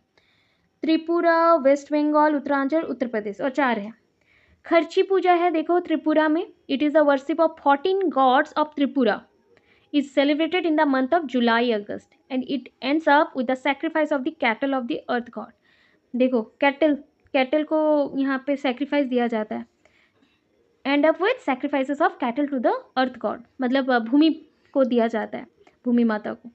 त्रिपुरेश्वरी टेम्पल फेस्टिवल भी एक होता है। वेस्ट बंगाल में Durga Puja is very famous, Durga Utsav बोलते हैं and it is commemorated by worshipping goddess Durga. Uttaranchal में क्या है, गंगा दशहरा है and it is the day devotion and faith celebrated in the month of June, ठीक है। पूर्ण कुंभ मेला भी होता है उत्तरांचल में। एंड उत्तर प्रदेश में है Navratri, celebrated for the 9 nights during which people worship goddess Durga and her 9 forms to seek her blessing। तो आपका दशहरा अलग है, दुर्गा पूजा अलग है और नवरात्रि अलग है। हर एक चीज़ में हम सेलिब्रेशन करते हैं बट टाइम पीरियड के अलग अलग पॉइंट पे है। रामनवमी आपका नॉर्मली ये तो अप्रैल मंथ में ही आता है, marks the birth anniversary of God Ram and is celebrated with the worship of girls and other females of this society. ब्रह्म महोत्सव, कंस का मेला, श्रावण फेस्टिवल, रामलीला, ये सब कुछ आपका गंगा महोत्सव, ये उत्तर प्रदेश का है। सो उसे छोड़ के ये छोटे छोटे पॉइंट्स और भी है जो आपको दिया गया है एक एक लाइन में, अगर रिमेंबर ना रहे तो इसको करना। मकर संक्रांति जनवरी में होता है, सेलिब्रेटेड पैन इंडिया, मतलब ऑल इंडिया में होता है बट डिफरेंट नेम से। बैसाखी अप्रैल में होता है, पंजाब एंड हरियाणा में फेमस। लद्दाख हार्वेस्ट फेस्टिवल सितंबर, लद्दाख, जंस्कर, कारगिल, ऐसा है। लोहरी पंजाब में, बसंत पंचमी जनवरी में होता है, जैसे कि हम सरस्वती माँ को पूजा करते हैं। नॉर्थ ईस्ट इंडिया में भोगाली बिहू जनवरी आसाम, वंगला नवंबर में होता है मेघालय एंड आसाम का। पमलैंग नोंगक्रेम नवंबर मेघालय, इसका नाम ही ऐसा है तो रिमेंबर ना रहे तो स्किप मारना। ईस्ट एंड वेस्ट इंडिया में नुआखाई फेमस है, उड़ीसा में अगस्त मंथ में होता है। गुड़ी पड़वा मार्च में महाराष्ट्र में। नबान्ना मतलब नया चाल को खाते हैं, ये वेस्ट बंगाल में ज़्यादातर है एंड नवंबर दिसंबर के पीरियड में होता है। साउथ इंडिया में ओनम, ठीक है। ओनम देखो मैं पूरा इसलिए लिस्ट फिर से बना दी हूँ कब कहाँ पे होता है, अगर रिमेंबर करना रहे लास्ट पॉइंट पे, इसलिए ओनम अगस्त में है केरला में, पोंगल जनवरी तमिलनाडु में, उगादि मार्च आंध्र प्रदेश एंड कर्नाटका में, विशु अप्रैल केरला एंड कर्नाटका में। इसमें से सारा ना हो सके, कुछ कुछ तो रिमेंबर रहेगा, ठीक है। उड़ीसा का तो आप लोगों को पता ही है, वैसे हरियाणा पंजाब ये सब का भी पता है, जहाँ जहाँ का पता है रिमेंबर करना, और स्पेशली जो नीचे के साइड का है साउथ का, वो सब आप रिमेंबर करके जाना, उतना लिखना, ठीक है। इस बार के लिए टारगेट ये दे रही हूँ कि जब फेस्टिवल्स का पढ़े ना तो इम्पोर्टेंस जो है, इम्पोर्टेंस क्या है, जैसे आपको बताया था आर्ट का इम्पोर्टेंस और ड्रामा का इम्पोर्टेंस, जो बताया था वही है, यूनिटी लाना, क्रिएटिविटी को दिखाना, कल्चरल हेरिटेज को आगे बढ़ाना, इको टूरिज्म, वसुधैव कुटुंबकम, वर्ल्ड इज़ वन फैमिली, इसी थॉट के साथ, और यूनिटी लाना, इकोनॉमिक ग्रोथ करवाना, स्किलफुल करना, यही सारे पॉइंट्स हैं, यही इंपॉर्टेंस है। तो इसमें कुछ कुछ पॉइंट्स लिखा 2-3 पेज, और उसका आपने दे दिया इंपॉर्टेंस, खत्म हुआ आपका लास्ट पॉइंट। क्या हम क्लियर है? हाँ, 5.5 का था, ठीक है। अभी हम 5.1 5.5 कंप्लीट कर चुके हैं, ठीक है। अभी 5.3 एंड 5.4 बस पढ़ेंगे, और नहीं चाहिए आपको, बाकी आप नहीं चाहिए, उतना कर लो, इनफ है, बहुत है, शॉर्ट लॉन्ग सब आ जाएगा। तो traditional craft and their relevance to education and local craft, तो लोकल क्राफ्ट से क्वेश्चन आए या फिर ट्रेडिशनल क्राफ्ट से क्वेश्चन आए, ठीक है, उसके लिए ये रहेगा। बाकी थोड़ा सा होल्ड करो, 15-20 मिनट और भी होल्ड करो, क्लास कंप्लीट करने दो, देन जाओ आप लोग, ठीक है।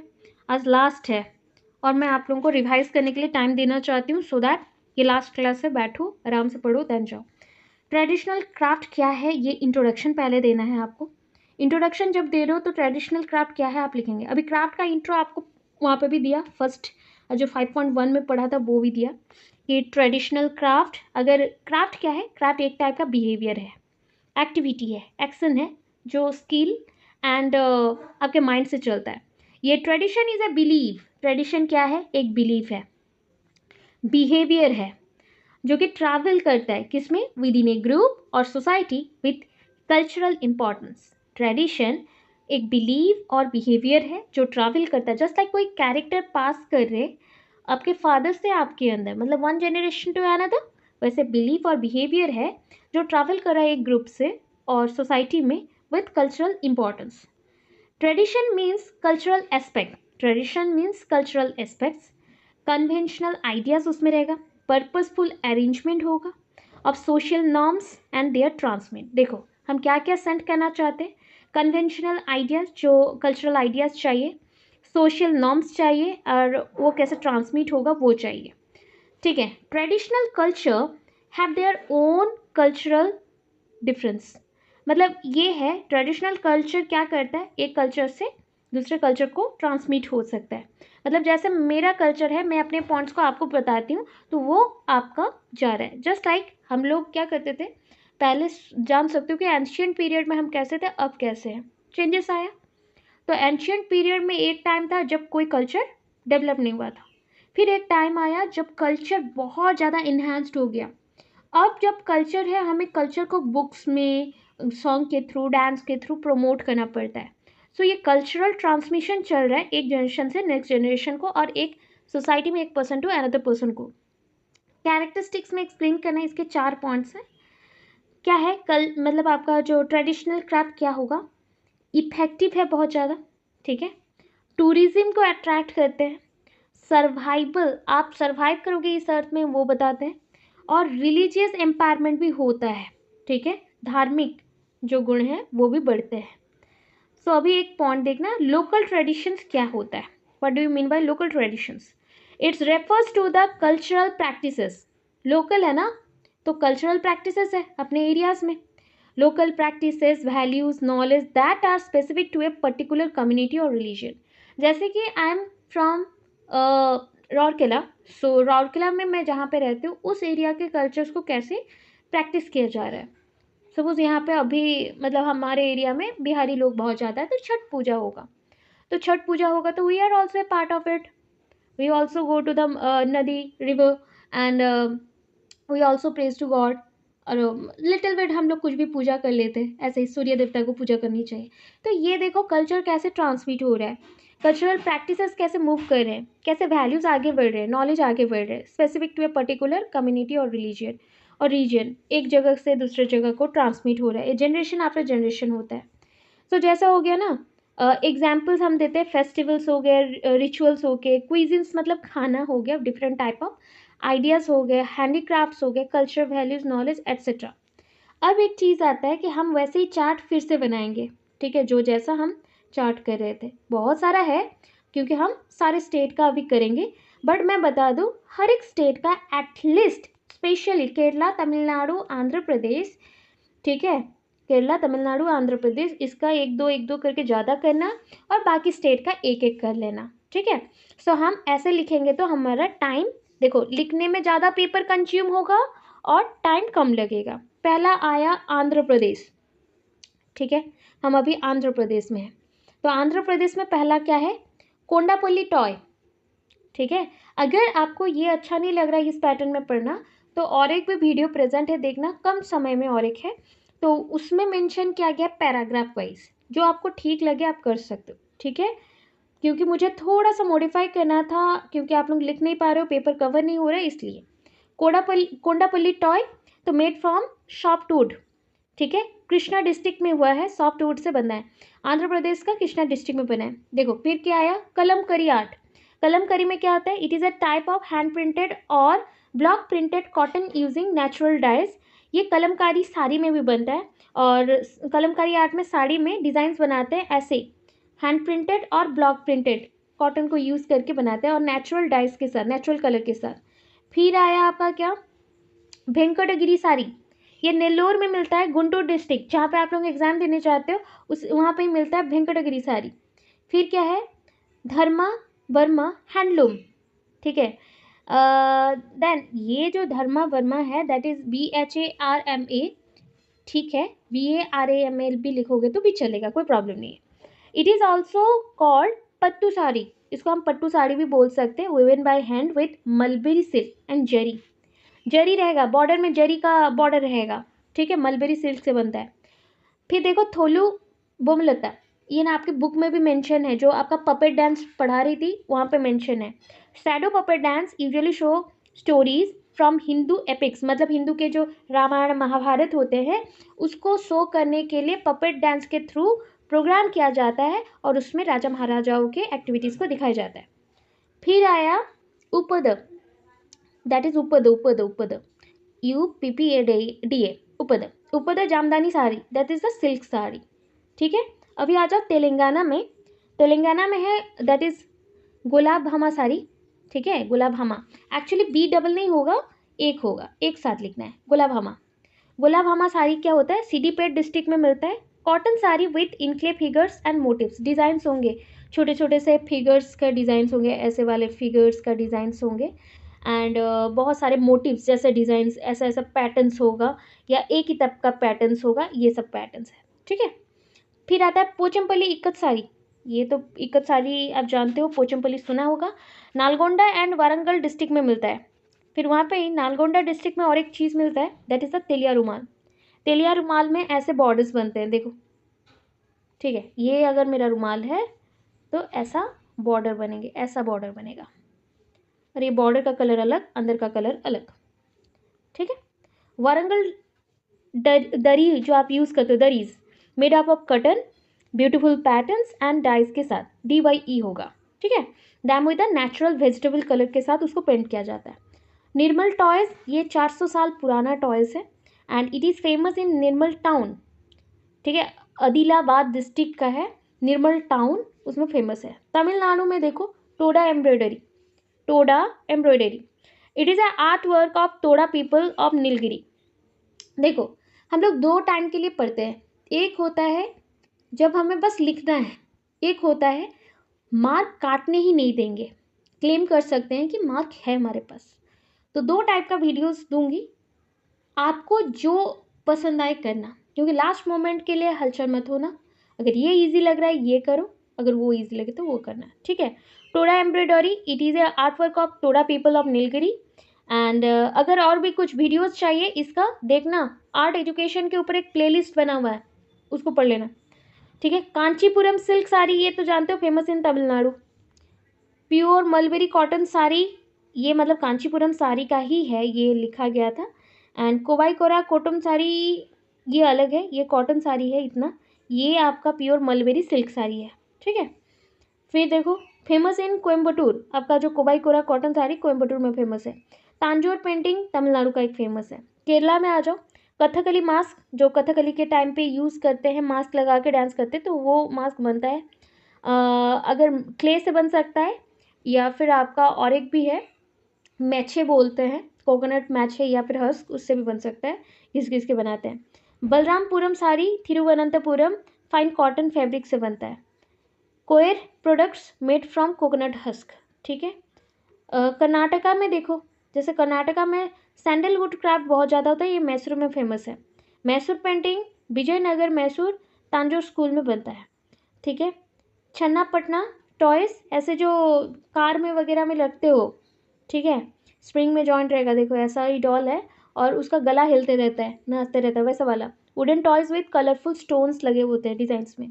बिड्री वेयर, ये बिड्री वेयर बिड्रा डिस्ट्रिक्ट में मिलता है, इसलिए बिड्री वेयर बोलते हैं।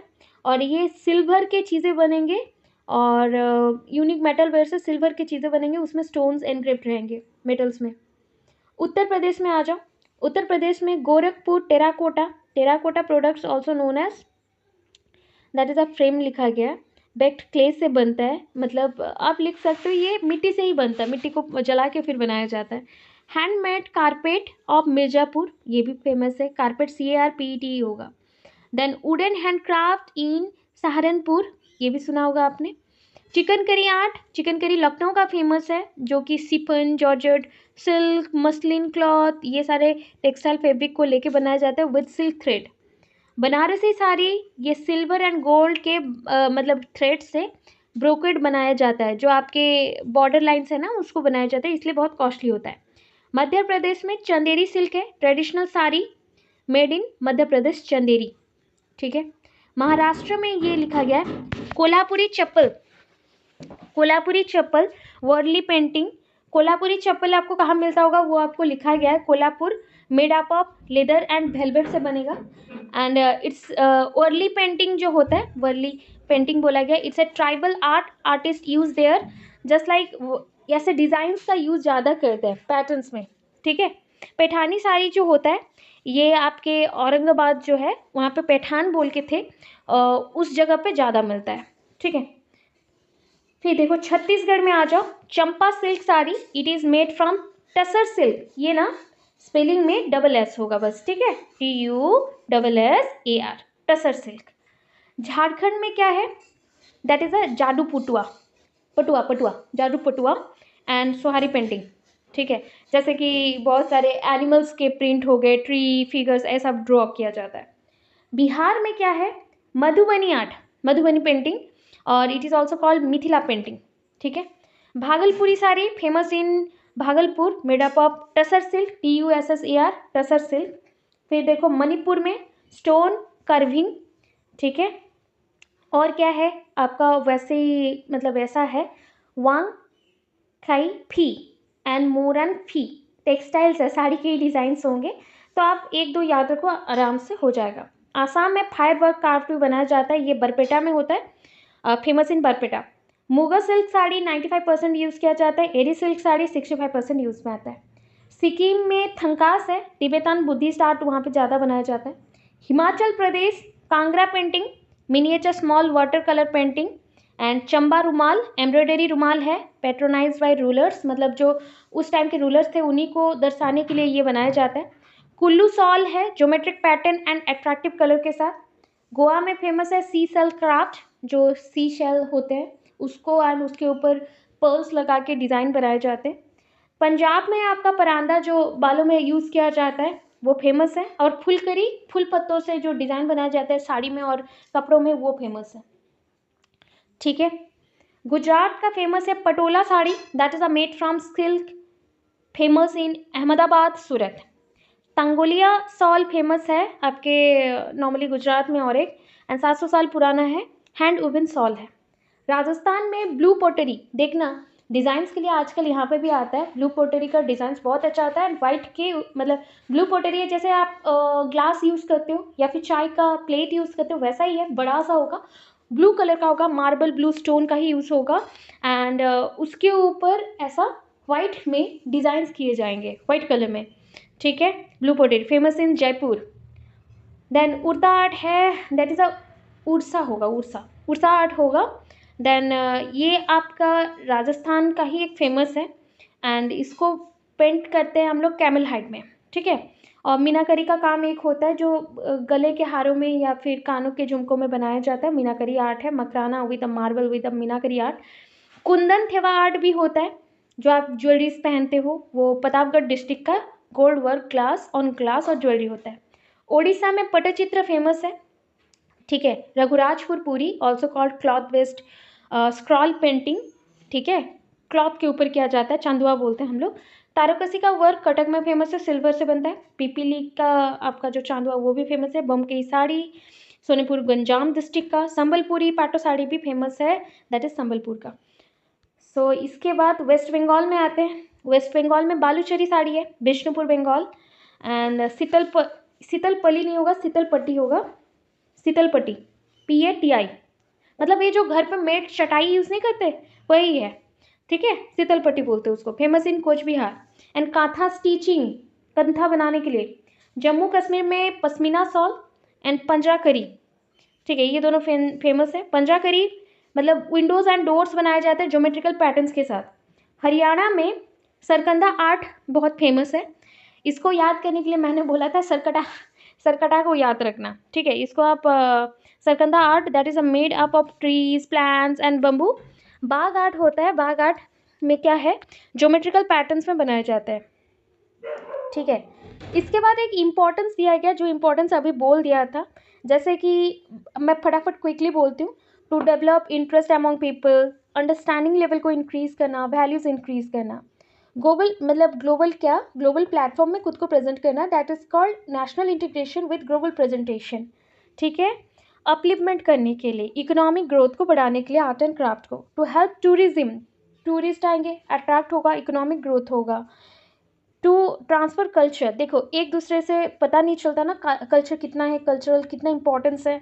हम हिंदू होने से भी कितना कल्चरल वैरायटी है, वैल्यूज़ है, उसके अवेयरनेस क्रिएट करना पड़ेगा, नेक्स्ट जनरेशन को बताना पड़ेगा। डेवलप एग्जीबिशंस फॉर विजुअलाइजिंग, मतलब विजुअलिज्म क्या होता है, देखने के लिए, समझने के लिए, इकोनॉमिक ग्रोथ के लिए, ये सब इम्पॉर्टेंट है, ठीक है। SCPW आपका लास्ट क्वेश्चन है यूनिट 5 का, आर्ट एंड एजुकेशन का। एंड ये शॉर्ट क्वेश्चन में नॉर्मली आता है, रेयर आता है बट आने के चांसेस हैं। SCPW का फुल फॉर्म जानते हैं, सोशली यूजफुल प्रोडक्टिव वर्क। और एक बार बताओ प्लीज़, मैंने मैसेज नहीं देखा। एनीवन प्लीज़, जो बता रहे थे और एक बार बताएंगे, क्या बोले आप? फेस्टिवल का लिस्ट एंड इम्पोर्टेंस वैसे लिखना है, वैसे ही लिखो, तब आपको कम लिखना पड़ेगा। Festivals and importance of culture दोनों लिखना है, हाँ, क्योंकि वहाँ पे लिखा गया था festivals and there importance in education. So education का मतलब ही ये सारे पॉइंट्स इंपॉर्टेंस में आएंगे। और जो पॉइंट्स बताए गए वो चाहो पूरे बुक में कहीं पे भी आए, किसी चीज़ का इम्पोर्टेंस लिखना बोल रहा ना, वो लिख देना। एस्थेटिक का इम्पोर्टेंस, फिलोसॉफी का इम्पोर्टेंस, आर्ट का इम्पोर्टेंस, क्राफ्ट का इम्पोर्टेंस, लोकल क्राफ्ट का इम्पोर्टेंस, कहीं पे भी पूछे लिख दो, आ जाएगा। हो गया। तो ये लास्ट चलते हैं SCPW में, socially useful productive work commonly known as SUPW। इसको हम नॉर्मली SUPW बोलते हैं, इसका फुल फॉर्म दे दिया, socially useful productive work, okay. It's an essential component of education system. ये एसेंशियल है, क्यों एसेंशियल है? बिकॉज इससे बच्चे का हॉलिस्टिक डेवलपमेंट होता है। हॉलिस्टिक मतलब कंप्लीट डेवलपमेंट। और क्या होता है? Character building. और क्या होगा? सिविक रिस्पॉन्सिबिलिटी बच्चों को मिलेगा। सिविक मतलब नागरिक होने का जो कर्तव्य होता है वो मिलेगा। इट इज़ और it's an initiative impart practical skills. ये एक इनिशिएशन है। इनिशिएटिव मतलब स्टार्टिंग करना, इनिशिएटिव, ठीक है, स्टार्टिंग करना और नए से आरंभ करना, वैसा। और इम्पार्ट प्रैक्टिकल स्किल, इसमें बच्चों में हम प्रैक्टिकल स्किल्स का डेवलप कर सकते हैं। प्रोमोट कम्युनिटीज़ एंगेजमेंट, कम्युनिटीज़ में कैसे एंगेज करोगे, खुद का वर्क करोगे, वो सब बता सकते हैं। सेंस ऑफ सोशल रेस्पॉन्सिबिलिटी, कैसे सोशल रेस्पॉन्सिबिलिटी को आप आगे लेके जाओगे और आपके अंदर सोशल रेस्पॉन्सिबिलिटी होना चाहिए, ये बताएंगे। बच्चों के अंदर ये सारा डेवलप होगा ये SCPW के थ्रू और आर्ट क्राफ्ट के थ्रू, ठीक है। डेफिनेशन में SCPW refers to a structure and purposeful educational programme. SCPW referred to a structured and purposeful educational program। Purposeful किया जाता है और ऑर्गेनाइज स्ट्रक्चरली होता है, मतलब one after another. that encourage students to actively participate or participation in various activities. तो हम students को पार्टिसिपेट करने के लिए बाउंड करते हैं कि तुम वेरियस एक्टिविटीज़ में पार्टिसिपेट करो एंड परफॉर्म करो. ऑब्जेक्टिव्स इसका क्या है? बच्चों का स्किल डेवलपमेंट होगा, बिकॉज प्रैक्टिकल स्किल्स बच्चे सीख रहे हैं ना, तो बच्चों का स्किल डेवलपमेंट होगा, एक्सपीरियंस गेन करेंगे और अपॉर्चुनिटीज़ मिलेगा नई नई चीज़ों को सीखने के लिए. इनकलकेटिंग सोशल रिस्पॉन्सिबिलिटी, तो SUPW फोस्टर करता है क्या? फोस्टर करता है क्या? सेंस ऑफ सोशल रिस्पॉन्सिबिलिटी, मतलब सोसाइटी में रहने से जो रिस्पॉन्सिबिलिटी लेना पड़ता है वो रिस्पॉन्सिबिलिटी को हम फोस्टर करते हैं by encouraging and engaging in activities, उनको कामों में लगा के और एंगेज करके एक्टिविटीज़ में. थर्ड पॉइंट पे आता है कैरेक्टर बिल्डिंग. बच्चों का कैरेक्टर बिल्डिंग होता है by using values, team work, cooperation, एक साथ काम करेंगे ना, discipline and patience. Number 4, application of knowledge. It connects the gap between theoretical knowledge and practical applications. Practical application need experience, theoretical knowledge needs understanding. So दोनों के अंदर जो gap है उसको हम यहाँ पे ख़त्म कर सकते हैं थ्रू SUPW. बिकॉज कोई चीज़ सीखा है तो उसको परफॉर्म भी करना पड़ता है ताकि हम आगे बढ़ सकें. Building self confidence. These type of productive tasks boost the student's self confidence, self esteem. देखो आपको आत्मनिर्भर बनाया जा रहा है, बूस्ट करें ना. सेल्फ एस्टीम, सेल्फ कॉन्फिडेंस बढ़ रहा है आपका, ठीक है. That is a boost, is the secret of my energy. तो ऑब्वियस है that needs motivation. If you are not motivated then definitely you don't anything for yourself. आप खुद के लिए कुछ नहीं करेंगे और खुद से कुछ नहीं करेंगे. Health and wellbeing. देखो SUPW में हम फिजिकली भी फिट होते हैं, बिकॉज ऐसा कुछ काम भी है जहाँ पे हम फिजिकली एक्टिव रहते हैं. पार्टिसिपेशन कर रहे हो मतलब एक्टिव रहना पड़ेगा ताकि हेल्थ भी अच्छा रहे और सारे लोगों के साथ हम एंजॉय भी करें. Promoting creativity. ऑब्वियस है बच्चों को ओपन एंडेड प्रोसेस मिलता है, मतलब जैसे ओपन एंडेड का मतलब है ऐसे लिखते हो ना, कहीं पे आपको लिखा रहता है कि कम ज़्यादा लिखना है, नहीं, आप चाहो तो बड़ा भी लिख सकते हो, कोई भी रोक टोक नहीं है. वैसे ही क्रिएटिविटी को भी रोकना नहीं चाहिए, वो भी बहुत वास्ट होता है. टाइप ऑफ SUPWs देख लो. एक्टिविटीज़, वोकेशनल स्किल्स जैसे कि इलेक्ट्रिकल वर्क, प्लम्बर का काम करना, कारपेंटर बनेगा. आर्ट एंड क्राफ्ट है तो जैसे कि creating art work, block print, pottery का स्पेलिंग ये है POTTERY, pottery, hand painting etcetera. फिर थर्ड पॉइंट में है गार्डनिंग. तो हम लोग it's not only art but also love for nature. ये इंपॉर्टेंट है, ये लाइन आपको नहीं मिलेगा, ये मैंने ओन लाइन दिया था कल. सो ये गार्डनिंग है. गार्डनिंग में फिजिकली भी एक्टिव रहना पड़ता है और वहाँ पे अगर बस पेड़ लगा दोगे ये नहीं चलेगा. पेड़ों को कंट्रोल करना, ग्रोथ करवाना और नेचर के लिए लव, आपका सपोर्ट रहना भी इंपॉर्टेंट है. Number 4, community service. जैसे कि health camp, red cross, different activities हैं, उसके थ्रू हम कम्युनिटी को सर्व करते हैं. Sports and physical activities, hockey, football, volleyball, basketball, kabaddi, kho kho, बहुत सारे गेम्स होते हैं जिसमें हम खेलते हैं. फर्स्ट एड ट्रेनिंग बहुत इंपॉर्टेंट है. जैसे कि कोई इमरजेंसी केसेस पे एक्सीडेंटली हमें कोई किसी का नीड चाहिए, हेल्प करना है, तो वहाँ पे फर्स्ट एड सीखना बहुत इंपॉर्टेंट होता है. फर्स्ट एड करना, ठीक है, उसके लिए भी सीखना पड़ेगा. कल्चरल एक्टिविटी जैसे कि dance, singing, mono act, drama, facial expression देते हो, माइम, ये सब आएगा. इंपॉर्टेंस ऑफ SUPW जो अभी पढ़ के आए थे ना, होलिस्टिक डेवलपमेंट होगा, एप्लीकेशंस ऑफ नॉलेज होगा, मतलब स्टूडेंट्स एक्वायर करेंगे प्रैक्टिकल नॉलेज को, टाइम मैनेजमेंट करना सीखेंगे, प्रॉब्लम सॉल्विंग. आप जितना लोगों के साथ मिलोगे उतना ही कम्युनिकेशन में भी अच्छे होंगे. सिविक एंगेजमेंट भी होगा, जैसे कि आपको सिटीज़न बनना है, एक अच्छा नागरिक बनना है तो क्या करना है, राइट्स समझेंगे, रिस्पॉन्सिबिलिटीज़ को समझेंगे. सेल्फ कॉन्फिडेंस बच्चों में बढ़ेगा, ठीक है, और क्रिएटिविटी भी बच्चों में बढ़ेगा. कंक्लूड क्या करोगे, ये कंक्लूजन आप आर्ट ड्रामा में भी दे सकते हैं, बस वर्ड चेंज करना. SUPW के जगह पे आर्ट लिखो तो आर्ट के लिए कंक्लूजन, ड्रामा लिखो तो ड्रामा के लिए कंक्लूजन, क्राफ्ट लिखो तो क्राफ्ट के लिए कंक्लूजन. ऐसा कंक्लूजन लास्ट दिया जा रहा है. इसलिए बोला था सारे बच्चों को कि ये क्लास मिस मत करना, क्योंकि किसी को कुछ समझ नहीं आएगा वरना, और पढ़ते रहोगे वहाँ पे बैठ के. जो काम आप चाहो तो 4 घंटे में कंप्लीट कर सकते हो। वहाँ पे मैं ये भी कर सकती हूँ कि ये अगर पढ़ लिया आपने 2 दिन में, सुन के सब कुछ रेडी कर लिया, वहाँ पे बस 4 से 5 घंटे पढ़ने से आपका ये पेपर कंप्लीट हो जाएगा, ज़्यादा नहीं पढ़ना है। तो SCPW socially useful productive work है, is an core part of modern education. Core मतलब heart, important, that need to prepare students not just for academic success, ये बस एकेडमिक सक्सेस के लिए नहीं है, बट एज लाइफ, बच्चों को ये रेडी करता है रिस्पॉन्सिबल बनाने के लिए, वेल ग्राउंडेड, जमीन पे पैर रखो, उड़ना नहीं है, पंख फैलाओ बट उड़ो मत, ठीक है, एंड वेल ग्राउंडेड इंडिविजुअल्स बनाना है। It provide students with wide range of options, ये बच्चों को वाइड रेंज ऑफ ऑप्शंस मतलब बहुत सारे ऑप्शंस देता है, from vocational skill to community service. Wait, it provide students with wide range of options, बहुत सारे अपॉर्चुनिटीज देगा, from vocational skills to community service, सब कुछ, एंड प्ले क्रूशियल रोल, एक इंपॉर्टेंट रोल प्ले करता है चैलेंजेस मतलब करने के लिए, यूज़ करने के लिए, सोसाइटी के जो चैलेंजेस है उसको फुलफिल करने के लिए, मीट करने के लिए, और वर्ल्ड का जो नीड है उसको फुलफिल करने के लिए, ठीक है, दैट्स इट।